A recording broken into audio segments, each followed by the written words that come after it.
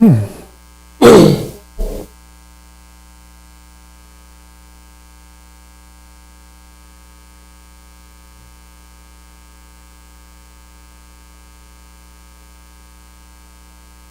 afternoon. It is 12 o'clock, and I'm calling to order this this special meeting of the LISD Board of Trustees on July 29th, 2020. If you would please stand with me for the invocation and the Pledge of Allegiance. All right, let's bow our heads. Dear Heavenly Father, we would love to give thanks to you today for allowing us together. Please be with everyone throughout this COVID-19 pandemic. Place your healing hands on those that have been affected. Please continue to give us the leadership to direct the students of this district and the teachers of this district be the best that they can be and strive to be the best district in the state of Texas. We love you, Lord. We thank you for everything. And we know this day would not even be possible without you. And we ask all these things in Jesus' name. Amen. Pledge allegiance to the flag of the States of America and to the republic that is under God, indivisible, with justice for all. Under Texas flag,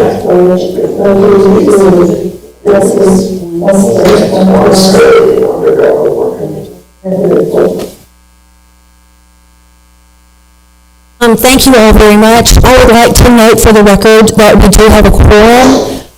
We have Michael Chubb and Ava Welge, who are present in person, as well as myself, Jimmy Northcutt.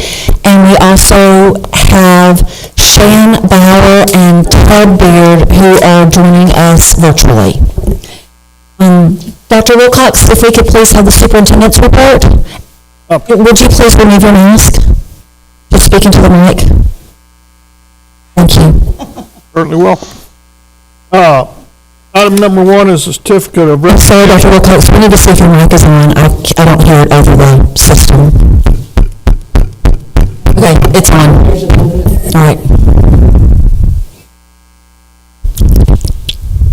All right.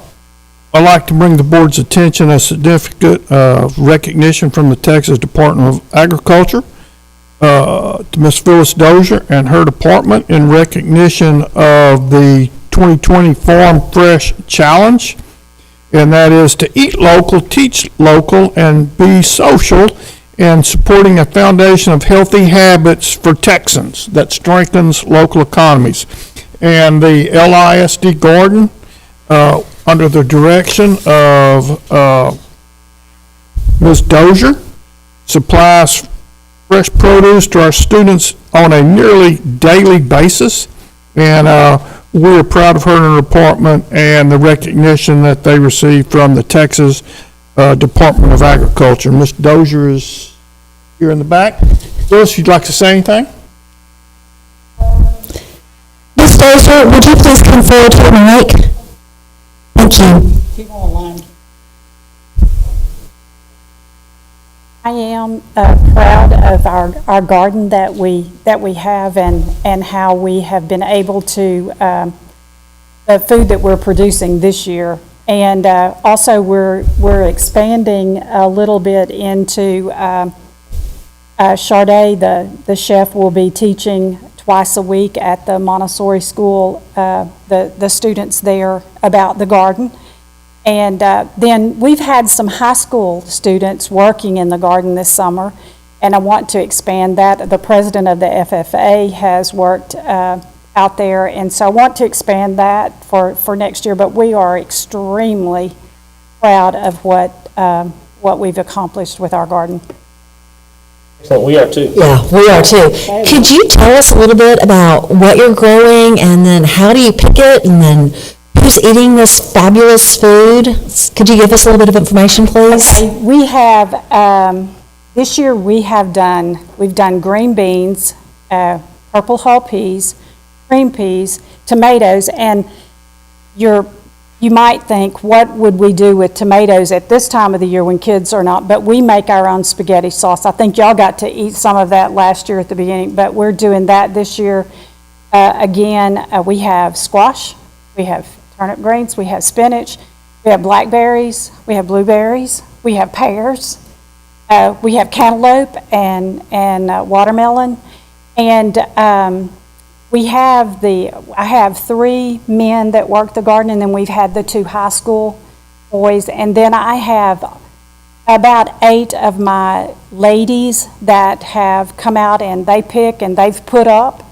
I had to order a pea sheller because we couldn't do it. There wasn't enough to shell all the peas that we were having. So I purchased a pea sheller so that we could do that.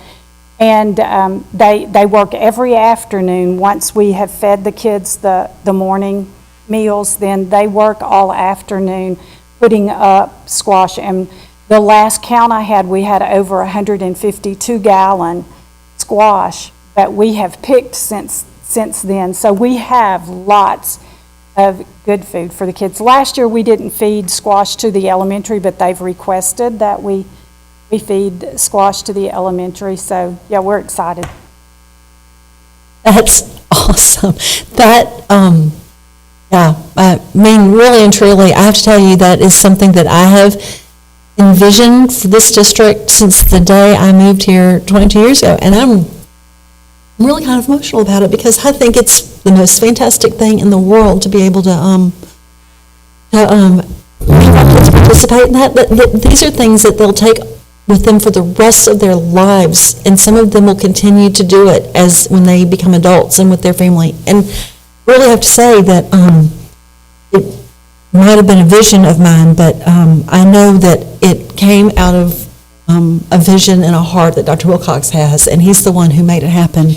He's the one who presented it to us, and we approved it. So I'm very grateful to you, Dr. Wilcox, for offering our children, our students, this type of learning and experience that can't be achieved any other way.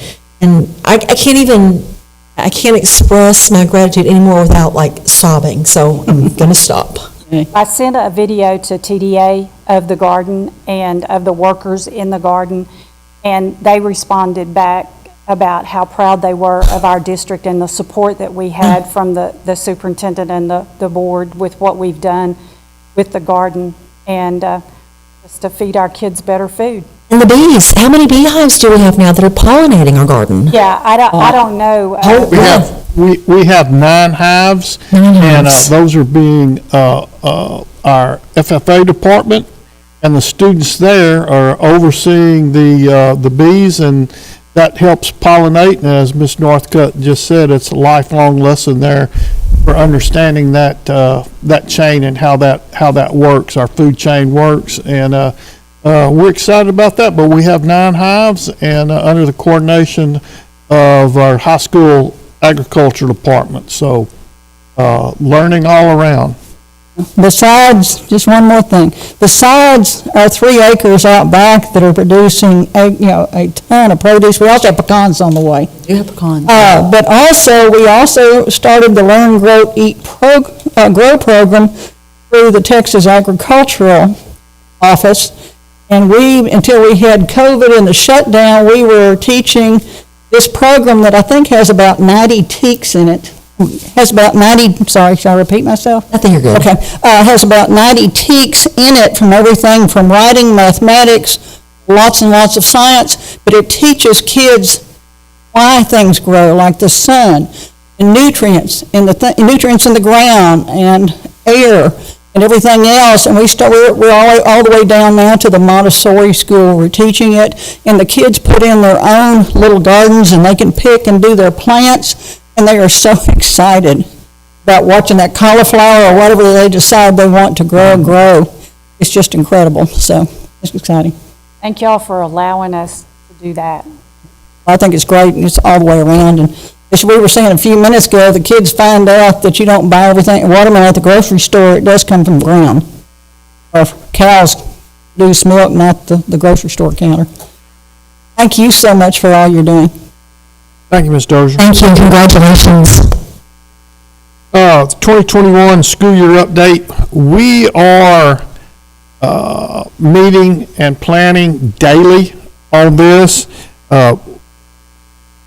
We are going to follow the guidelines of the Texas Commissioner of Education and our Governor Abbott, and what we do is going to be in compliance with their direction. That is out of our hands. The commissioner updates and changes things twice a week. Every Tuesday at 3 and every Thursday at 3, he tweaks and changes directions, policies, procedures, whatever. And that is not going to change between now and our projected start date of August 17th. And we're going to monitor and adjust as we go. And I'd like to tell the board and also our parents, I feel that is going to be a constant throughout the entire 2021 school year. Each day will be subject to change from the previous day as we move forward in the safest way possible to provide the safest environment for all of our students. Thank you. I think I speak for the board when I say that I don't know that we can even understand what you and your staff are doing on a daily basis to keep up with the changes that can happen moment by moment. And we know that everyone's safety is in your best interest, and so we really appreciate the thought and the effort that's going into this constant planning and constant change, and we appreciate that. Is there anything else? Oh, ma'am, that's all I have. All right, we will move into the consent agenda, and we just have one item, item A. Do I have a motion to approve the consent agenda? I have a motion by Ava Rogie. Is there a second? I have a second by Michael Taub.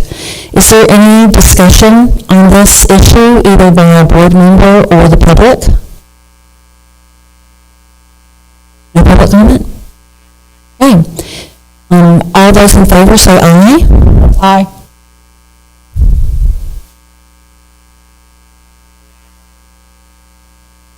Aye.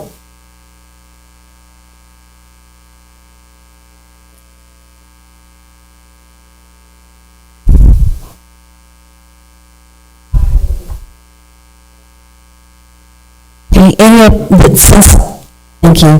So it passes with no dissenting. We now move into our action agenda. Do I have a motion to approve action item A? I have a motion by Michael Taub and a second by Ava Rogie. Is there any comment on this item, either by the board or by the public? What was last year's? Last year's tax rate? I couldn't remember off the top of my head. I don't have that in front of me. Here comes Joey. Just a minute, please. So if you'll remove your mask, Yes, talk, yes, please. ma'am. No problem. It was 140, the House Bill 3 got us to compress from 97 cents down to House Bill 3 for the 2021 school year forces us to compress our tax rate down to the 96.64 from 97 cents last year. So the difference from 144.34 to the 143.94 is because of House Bill 3, the maximum compression rate. So that's what yes, ma'am. Is there any other discussion? Okay. Those in favor, say aye. Aye. No, there's none opposed. Do I have a motion for action item B? Move. I have a motion by Michael Taub. I have a motion by Michael Taub. Is there a second? I have a second by Ava Rogie. Is there any discussion on this item, either by the board or the public? And I did have a question. I pretty much know the answer. Going this way, we won't be stuck holding the barrel literally on the hook for X amount of gallons, correct? Yes, Ted, what we did here is we actually took the proposals to give us an on-demand system to where all we're paying is for the freight to move the product to our tank. So we're not having a markup on the gallons. We're just paying the over-the-road freight. So Jackson Oil out of Mount Pleasant had the lowest freight cost to the district. So we're going to pay the rack price at the refinery, whether it's Wascom, Tyler, or Mount Pleasant, and then we're going to tack on 4 cents per gallon that they haul to us. But at any moment in time, if we had closure, we would not have to guarantee purchase of volume. Just a question, do we pay taxes on our gas just like everybody else does? But or no, what? ma'am, we're tax exempt. That's wonderful. Yeah, that's Good great. question. Thank you, Jeremy. Is there any other discussion? If not, all those in favor say aye. Okay, there's none opposed. Do I have a motion to consider, do I have a motion to approve action item C? I have a motion by Overwhelming. Is there a second? Second. I have a second by Ted Beard. Is there any discussion? Is there any discussion by the public? Okay, thank you. There being no discussion, all those in favor say aye. Aye. Okay, there are none opposed. And it passes. Is there motion, please, for action item D? So move. So moved by Overwhelming. Is there a second?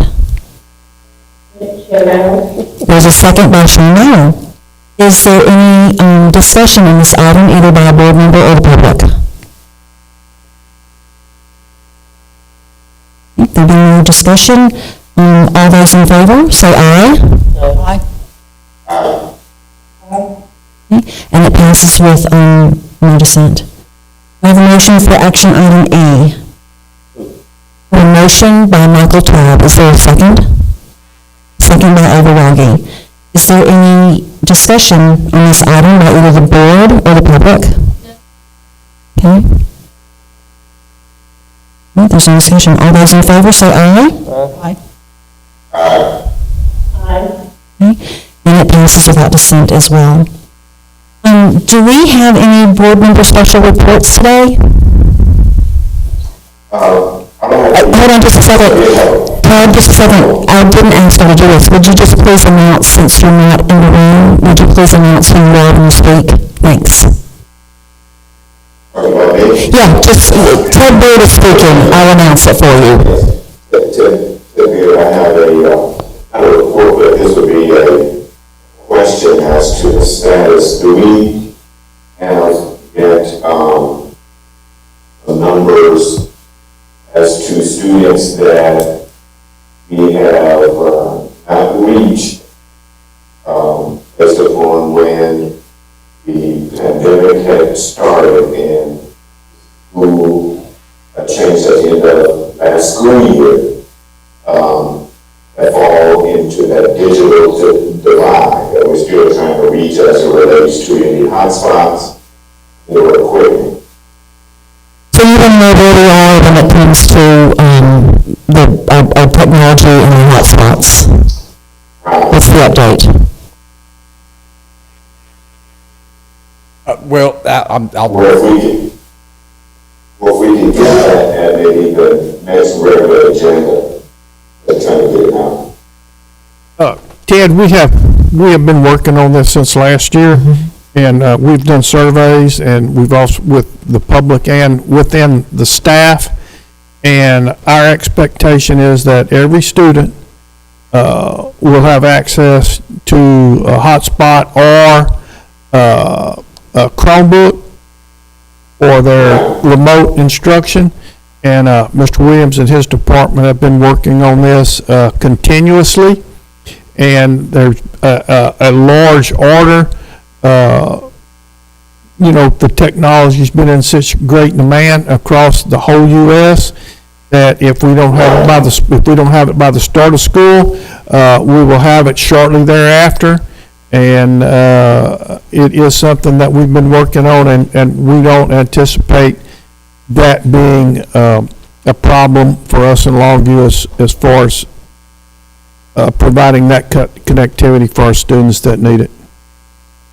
And we're all. Is there a way that we can get maybe a number, maybe by, I know each of the campuses are probably tracking it better than, who they, when you had X, Y, Z at the, you know, at the start of the pandemic, let's say, I'll just use a good number, 20, and you have only heard from 15, or are you able to track back those 5, or where they're at, or, do the campuses have that aggregate total? What we'll have after the first week of school, we'll have the number of students that are in the virtual network or not. And, it's our anticipation that that's going to be 100%, and we're anticipating 100% contact from our staff to those students on a daily basis. Yes, Sharon, I have something. Yes, please go ahead. I know, during everything, as far as mentioned administrators, campus leaders to convey daily information to our parents as far as registration and things that will be taking place as far as extracurricular Monday will not be. But I just wanted to chime in and say that now we have social media outlets, of course we have our calls. I don't know what else we can do because there are still a number of parents that are still just, I wouldn't say in the dark, but don't understand, are not up to date as far as what they need to do to make sure that their child registered, what avenue they will take in school sports. Quite a few people reached out to me, like I said, I tried to explain it to them this way, I don't know how.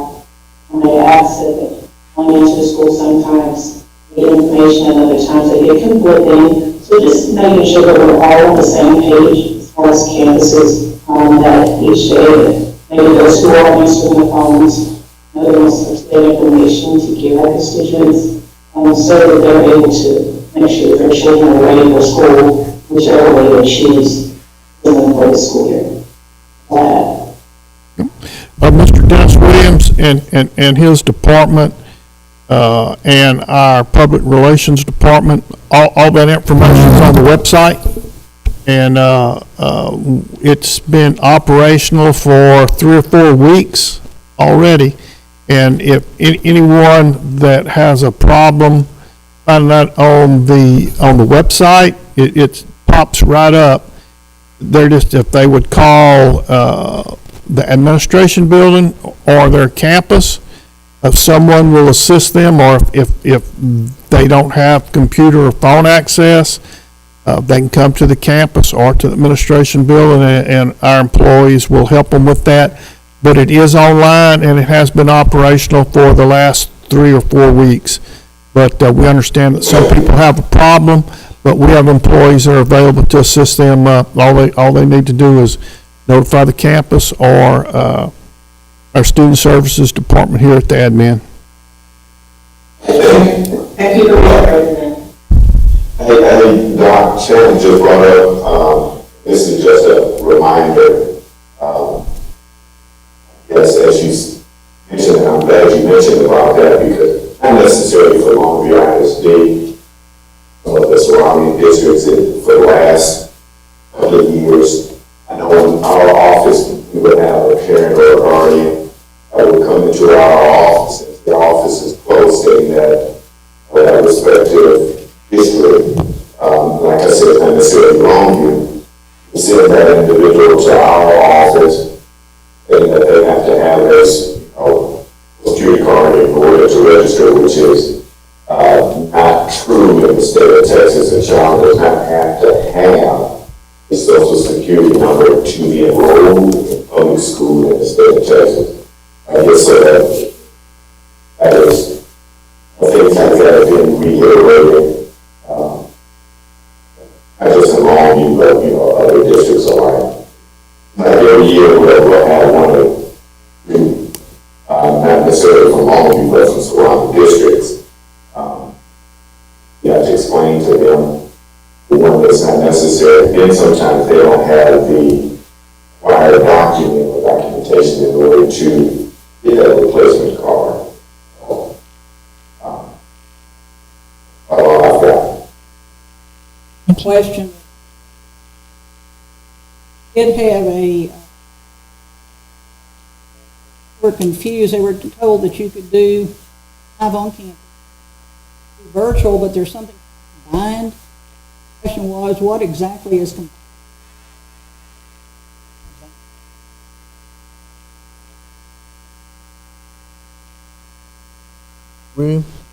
John? We anticipate most to pick one or the other, but we have to make those available, and our resident expert is Mr. John York.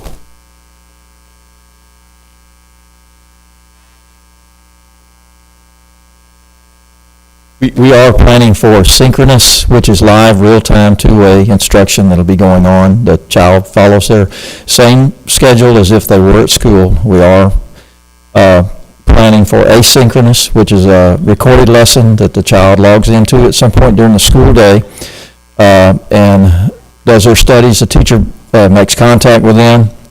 And then, of course, we are planning for on-site student enrollment in the face-to-face with the school.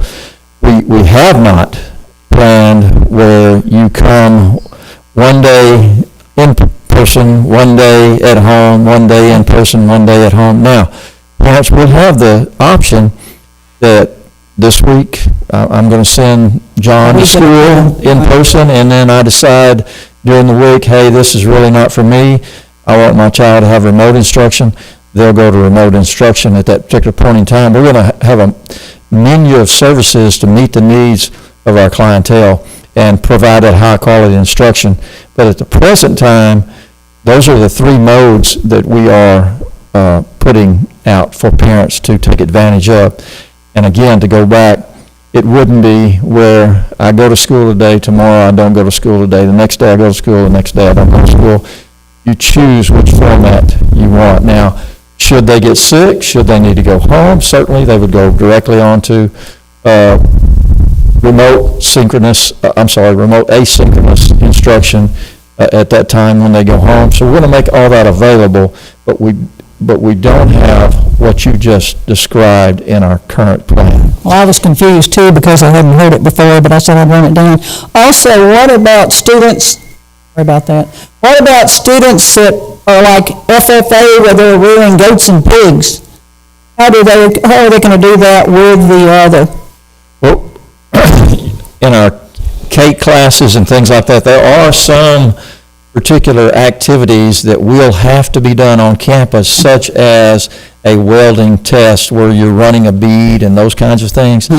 There's really no other way around other than doing that on site. But there will be aspects of those cake classes that can be done remotely, but there will be some things that children will have to come to school in order to fulfill the requirements of the class. Thank you very much, because I thought that's the way we were doing it, but I hadn't heard the combined before. But somebody somewhere told them there was a combined, and I had no idea what they were talking about, so I'll get back with them. Okay. Mr. York, Thank you. thanks, Ava. I think that this is one of the most paramount things in parents' minds right now, this discussion about what school is going to look like when it starts. Yes. And I think we all recognize this. I think the community recognizes that even this plan can change and can be adapted. Is it written down and has it been disseminated to the parents yet? We have on our website, as Dr. Wilcox alluded to, we have each one of these modes of instruction are described on the website. It's described in general terms, how we plan to implement that. We are developing right now our asynchronous plan, which you just did the attestations for. We have contingent approval for that right now, grace period. TAA has given everyone a grace period because this is a little bit like building a plane while you're flying it. Yeah. So we're putting this together, and each one of the charter partners is putting their asynchronous plan together. And we will be contacting parents with the exact, with a frequently asked questions document, like you're talking, like you may be referring to something like that, I'm just really referring to just getting that basic information out, because I just think if the parents have this, we have, what I've just heard, we have mode A, B, and C, and this is what it looks like right now, knowing that it could change once school starts. I just think that if the parents had that simple plan, it would help them. These are the calls I'm getting as well. Parents just want to know, and just because it's on the website doesn't mean that parents have received it. It has been emailed. John? Enrollment back up. They've opened registration. Okay, and so, Liz, do we know in our district the families who don't have access to email, and have those families received a snail mail version? Okay, do we have ability to do that? I think we need to do that. I think it's those families that don't have access to email who are most vulnerable, and really we need to get that information to them directly. if I could add this, we have the technology department working with Mr. Jones. They have modified our admissions, online admissions procedures, and starting today, parents will have a definition and what they can expect from asynchronous or synchronous, Right. so that when they enroll, they're going to choose one of those three before they choose either remote or instruction, or in person, excuse me. Now they're choosing the exact mode of instruction that they want their child to have. But also, to answer your point, we're going to, if they don't have internet access, we're going to provide on the campuses a time for them to come and actually do their online registration on the campus. But I think what maybe the crux of what you're asking is, how can we get more information about this out to the parents? And we'll have to work on that. Communication's always key, so however we can do it the best. I'm not criticizing what you have done, I'm just. No, I because I think you're doing a great job. We want to give parents the whole menu of everything they need in the very best format that's most convenient for them, and put it out in a way that's understandable for everyone. So yes, that's what we want to do. Thank you. Thank you. Do we have any more board member special reports? If not, we will move into open forum. Do we have any comments from the public?